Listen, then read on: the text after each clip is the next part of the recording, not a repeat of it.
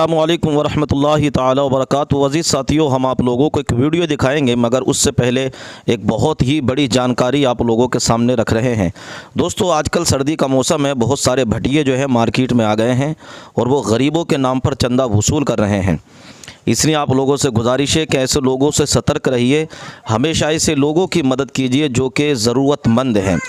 अपने पड़ोस के लोगों की, अपने रिश्तेदारों की, अपने पड़ोस में देखिए, अपनी बस्ती में देखिए कौन लोग गरीब और परेशान हैं। उन लोगों की परेशानियों को दूर कीजिए, उनकी मदद कीजिए। आजकल हमने देखा है कि मार्केट में लोग जो है ऐसे ऐसे आ गए हैं जो कि अच्छे खासे हैं, मगर फिर भी मांगते फिरते हैं, जबकि ऐसे लोगों को कुछ भी देना नहीं चाहिए। और वो लोग गरीबों के नाम पर जो है रसीदें ले लेकर चंदा वसूल कर रहे हैं और हमारी कौम उनकी मदद करती है, हालांकि उसकी कोई भी असल नहीं।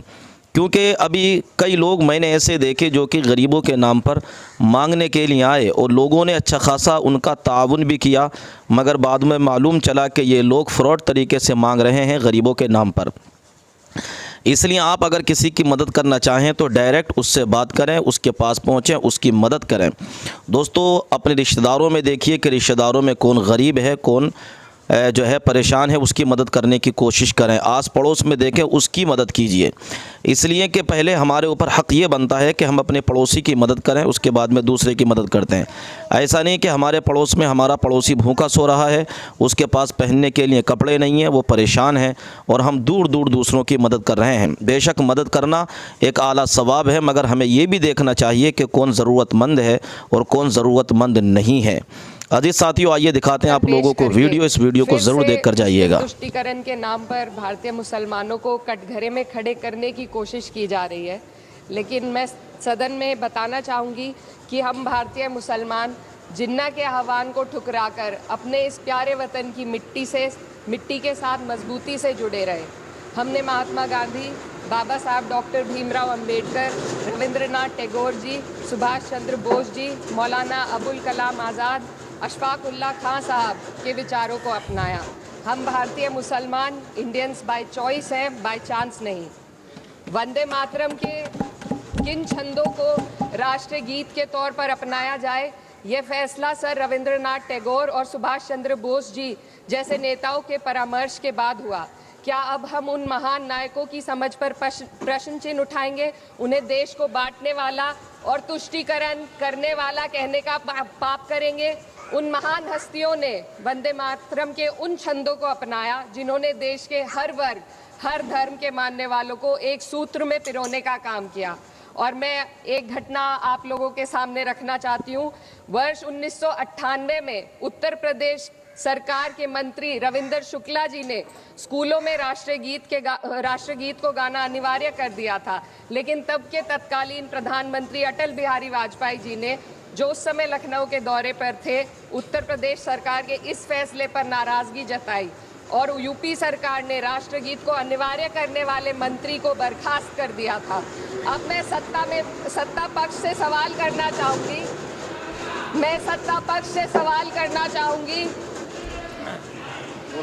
बोलने दीजिए।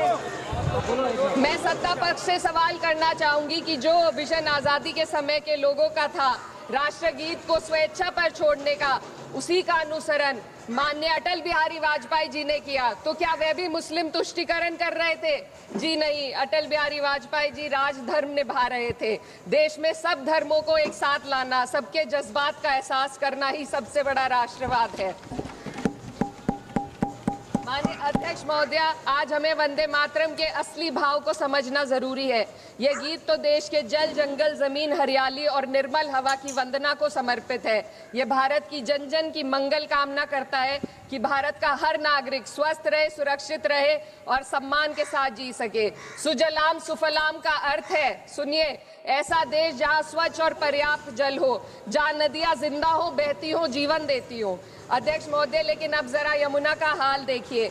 दिल्ली प्रदूषण नियंत्रण समिति की 2025 की रिपोर्ट बताती है कि यमुना के कई हिस्सों में बीओडी स्तर 127 mg पर लीटर है।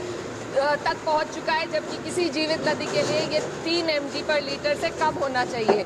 ये सिर्फ नदी का संकट नहीं है, ये किसान का संकट है। नमामि गंगे के नाम पर हजारों करोड़ रुपए खर्च हो गए, लेकिन सच्चाई ये है कि आज भी गंगा और यमुना के किनारे किसान मजबूरी में उसी जहरीली पानी से खेती कर रहा है। वही जहर अनाज में उतरता है और वही जहर किसान की जिंदगी को धीरे धीरे खत्म कर देता है।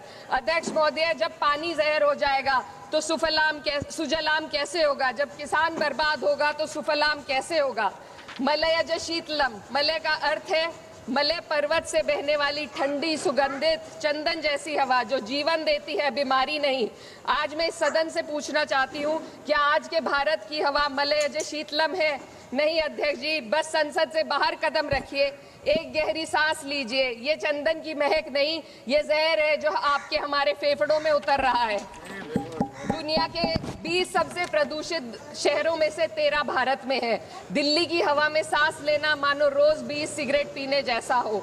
भारत हर साल सर्दियों में जहरीली हवा के प्रकोप में घिर जाता है। AQI गंभीर स्तर पर आ जाता है। ठंडी हवा का सपना अब gas chamber, ma'am 2 minutes, gas chamber की हकीकत बन चुका है। हम वो देश है जहां सरकार प्रकृति पर बने गीत का मान मर्दन तो करती है, पर उसी प्रकृति, जंगल, हवा, पेड़ को बचाने वाले कानूनों को धीरे धीरे खुद ही खत्म कर रही है। ये है आज के हमारे मलयज शीतलम की अफसोसजनक सच्चाई। अगर हम हवा को साफ नहीं कर पाए तो न सुजलाम बचेगा न सुफलाम बचेगा। माननीय अध्यक्ष महोदया, सस्य श्यामलम का अर्थ है ऐसा देश जहां उपजाऊ जमीन हो, जहां खेत फसल से भरे हो और किसान कर्ज और निराशा में न डूबा हो। आज किसान सिर्फ मौसम से नहीं लड़ रहा, वह प्रदूषण, नीतियों की बेरुखी और सिस्टम की नाइंसाफी से लड़ रहा है। एक तरफ कॉरपोरेट के लोन माफ होते हैं, दूसरी तरफ किसान को उसकी वाजिब MSP भी नहीं मिल पाती है।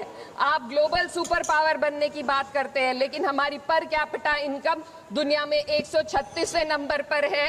हम अपने छोटे पड़ोसी देश से भी पीछे हैं। हमारे लोग $2,500 तक भी नहीं कमा पा रहे एक साल में, और जिन सदा सुन न पाए तो लगता है गूंगी है, बहरी है दिल्ली। सुना था कि बेहद सुनहरी है दिल्ली, समंदर सी खामोश गहरी है दिल्ली।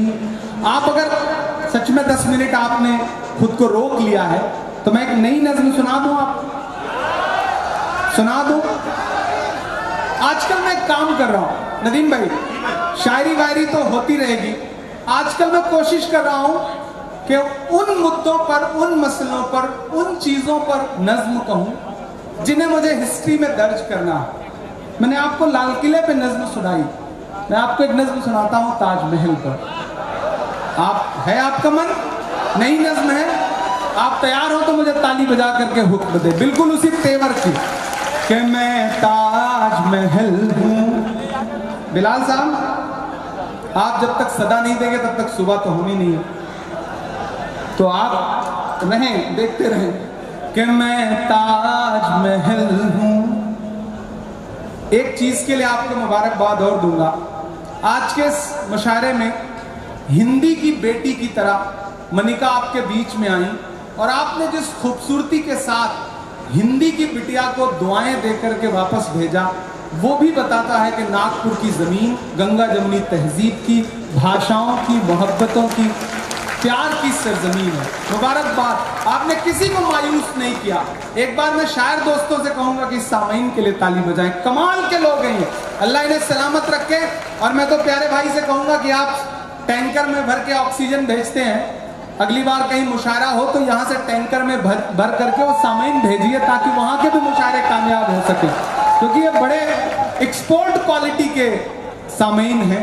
अल्लाह इनका तेवर इसी तरह बरकरार रखे कि मैं ताजमहल हूँ, मैं ताजमहल हूँ, ऐ शाहजहां मैं तेरी नायाब गजल हूँ। मैं ताजमहल ताजमहल ताजमहल हूँ, मैं ताजमहल हूँ।